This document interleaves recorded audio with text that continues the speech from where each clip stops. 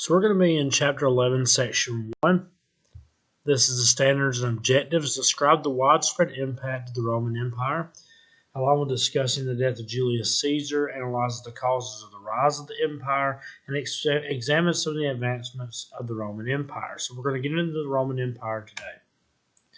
Rome in the 70s BC was a dangerous place. You had a philosopher and public speaker by the name of Cicero that basically came out and said that they didn't make Rome a better place, that he believed that a way to do this was limiting the power of the generals.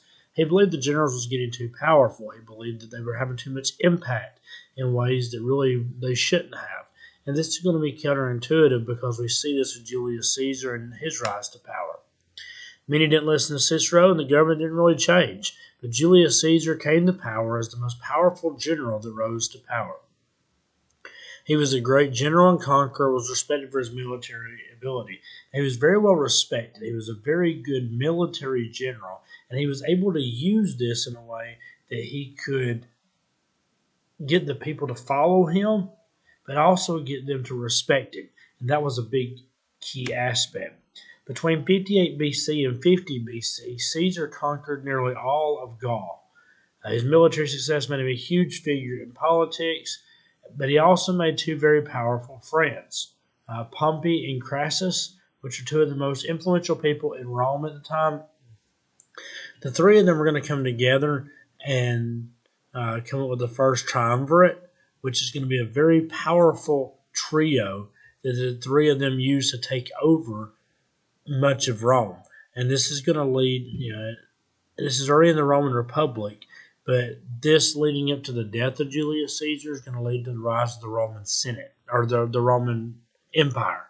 The Roman Senate's already a thing, but it's going to lead to the rise of the Roman Empire.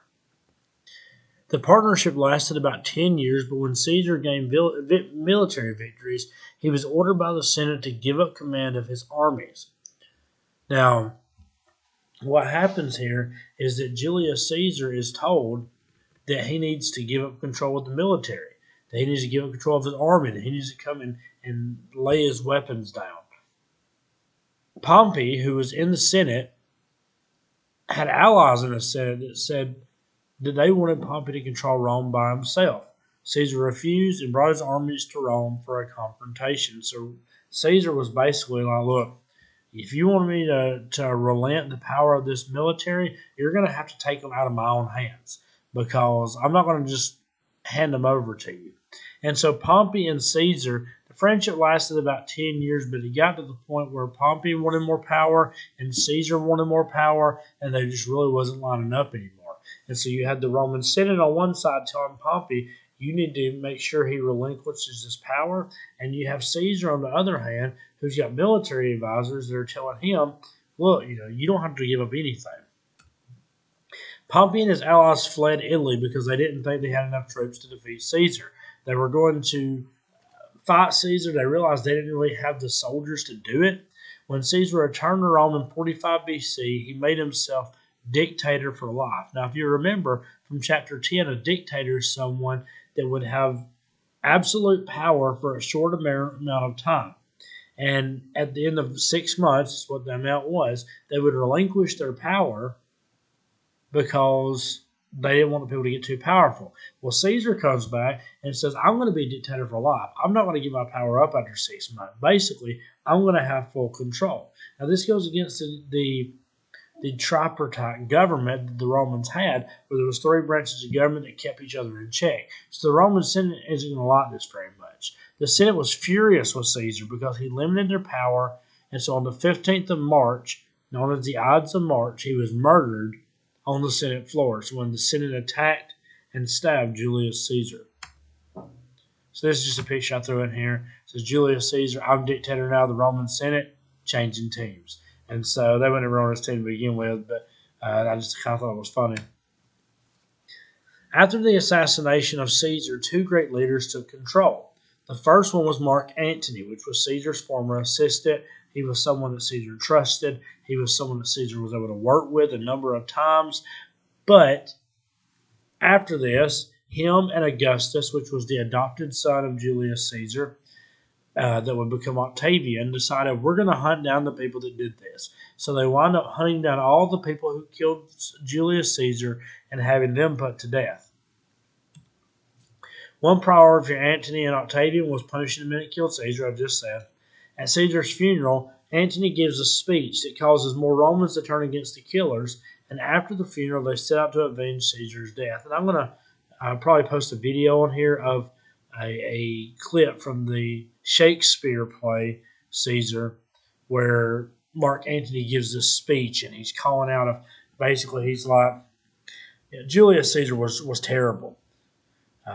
Not like these other people, the people that backstabbed him, literally, the people who killed him, the people who did this, the people that are doing this to you. And Julius Caesar was there for you when they wasn't. But yeah, he's the one that's bad. And by then they're like, wait a minute, maybe he's not so bad. Maybe he's a good guy.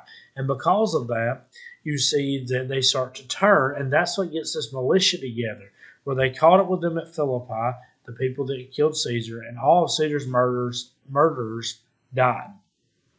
And then there's a picture of Octavian and Mark Antony. After Caesar's death, Antony married Octavian's sister, Octavia. But 8 years later, he divorced her to marry Cleopatra, the queen of Egypt. So we all know who Cleopatra is.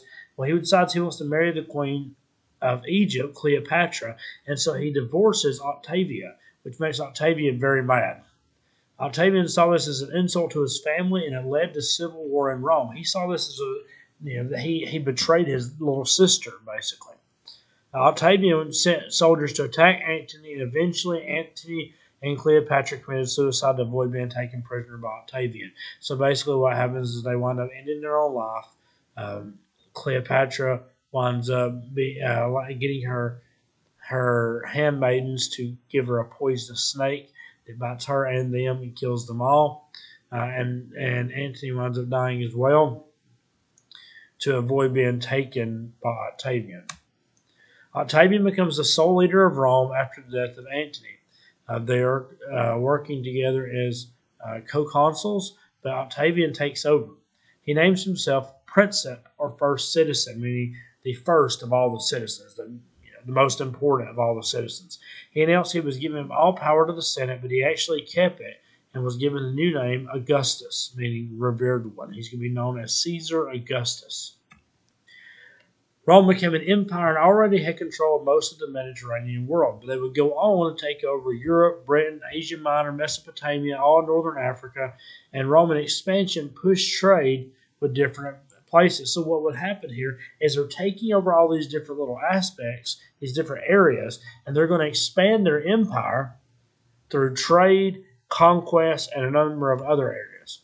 So the Roman Empire at its height, and if you notice this, if you look at the map on the screen, the entire area circling the Mediterranean Sea is that reddish color because the Mediterranean Sea is going to be controlled solely by the Roman Empire. Now, later with Justinian, when he goes to try and take over a lot of these areas again, he says he wants to restore the Roman lake, because at the same time they saw the Mediterranean Sea as being a Roman lake because it was huge, but Rome had control of all the land around it. And this shows you this picture here, kind of gives you an idea of that. And just a few things. To pay for goods, they use currency or money. And you think, well, why is that important? Because a lot of places were using the barter system up to this point. They didn't use currency. But the Romans are going to use currency. And this is when they try to unify all the areas they're in control of by giving them all a uniform sense of currency so they can all work together in order to have a uniform money system. This is going to lead to a period of Pax Romana, or Roman peace. And in the hundreds BC, only people that lived in Italy could reap the benefits of being a Roman citizen. So if you lived in Italy, that was the only way you could be a Roman citizen, because a lot of people was coming in, business trips, things like that. They want to claim the benefits of being a citizen. So this is a Pax Romana, a period nearly of 200 years of Roman peace. So just a few of the accomplishments of the Romans. They wanted their scientific and engineering accomplishments to benefit their society. The Roman doctors would study the Greeks to improve their own knowledge of medicine. They looked at things the Greeks did. And when you look at every great generation, every great group of people, every great civilization, they always base things off of the people who came before them that laid the groundwork. The idea is if they lay the groundwork, you can build off of that. The Romans were great builders, with one of the great inventions being concrete. They developed concrete, and this is going to allow them to make more solid foundations. They would also build roads in layers to make them more durable. So they would build a road on top of it, a road on top of it, and so on and so forth to make it a more durable road. They would also use arches, freestanding arches, that would help make their structures more secure. This is the reason why you're going to see in a minute with a picture of an aqueduct, a number of arches that help keep it secure, because the idea behind that is that it was giving like basically legs to help make it secure. An aqueduct, as I was just mentioning, is a raised channel used to carry water from mountains into cities. And so it would carry the water from these mountains into the city areas. And this is a picture of what it will look like. And you see the arches there to make it more secure. The picture here on the left shows kind of like a ditch type thing dug in it, where the water would flow, and it would flow through these tall, long aqueducts that would take them from the water source to wherever they was going. It was just basically like a form of pipes that we would have today. Romans would also copy Greek design and when it came to architecture, such as the columns.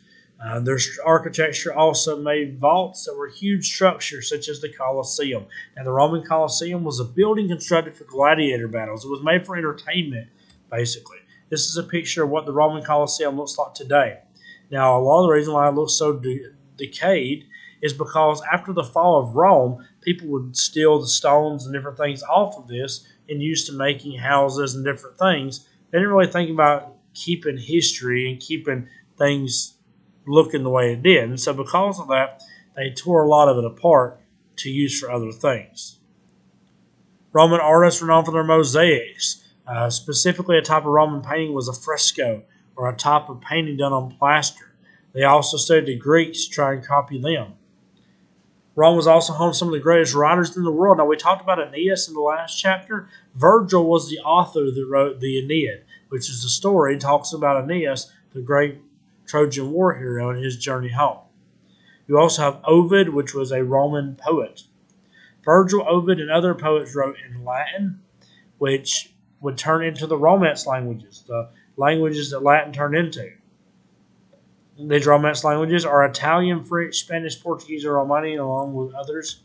Here's just a full list of this, and I believe this is on the test, where you have to look and identify where the different families of language groups and where they come from.